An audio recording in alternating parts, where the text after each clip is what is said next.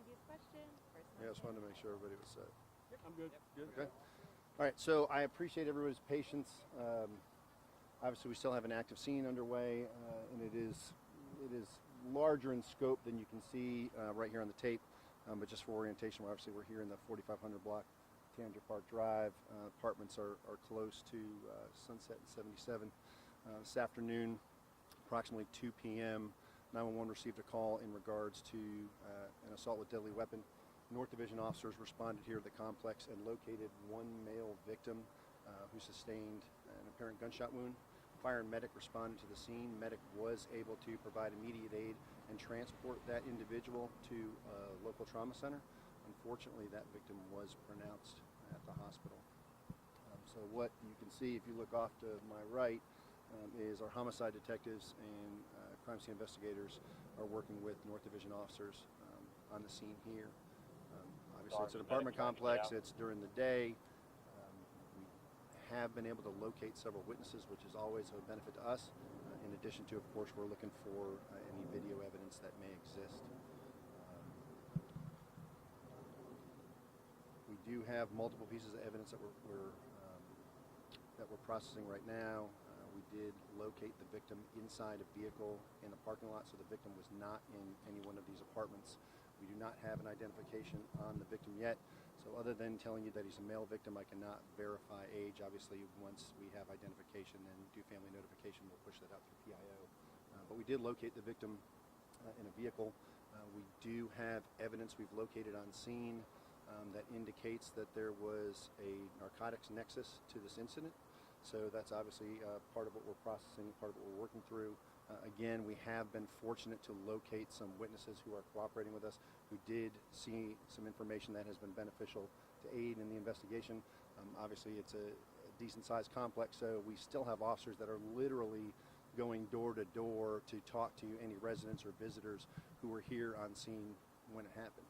Of course, I ask you guys all the time, you know, your viewers, your listeners, your readers, during the day, we know that people are here. We know that you know, there's a good chance people had visitors who were coming and going in the complex around 2 p.m.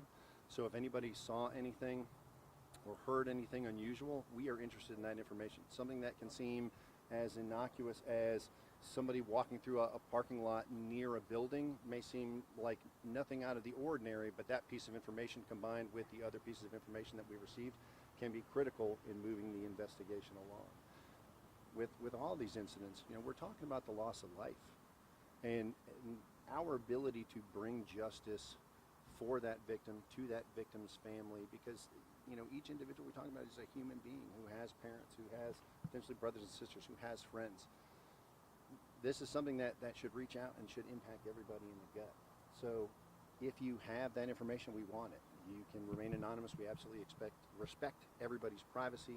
You can contact us through Crime Stoppers at 334-1600, or if an individual would like to speak directly to one of our homicide detectives, you can call us at 704-432-TIPS and speak directly to one of our homicide investigators. I expect it's going to take a good amount of time for the crime scene investigators to complete processing of the scene. So again, if anybody has information and sees your story, it's like we absolutely would love to have the opportunity to speak to them about anything they heard or saw here on scene. Questions? Yeah, does this, I don't know if you said, but is this appear to be random, targeted? Did the person, the shooter, have you guys caught him yet? So we're still working through the investigation. We don't currently have a suspect in custody. As far as whether it was random, as I said, we have located evidence of a drug nexus to this incident. So I can't tell you the relationship of the two, but in these cases there tends to be some degree of intent for the parties to be in the same place at the same time. So, you know, there are many different results that can occur in the investigation that brought this situation to occur here. I can't answer that right now, which is why we are extremely methodical, and I always tell victims' families that we have one chance to get this right for the victim.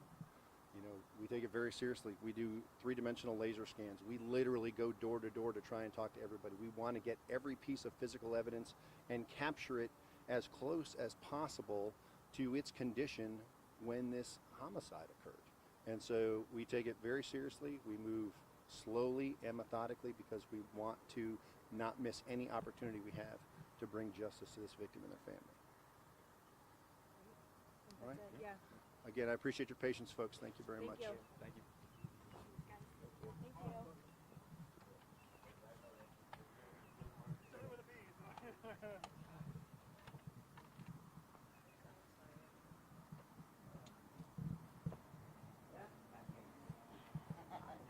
You mentioned just a second ago that there was someone else that was killed right out here. That was 2 years ago, man. Yeah. I didn't know the person though. Yeah. I mean, that's just it just sucks that it happened like kind of in your front yard. Yeah, I know. Could I ask you just about the neighborhood itself? It would take about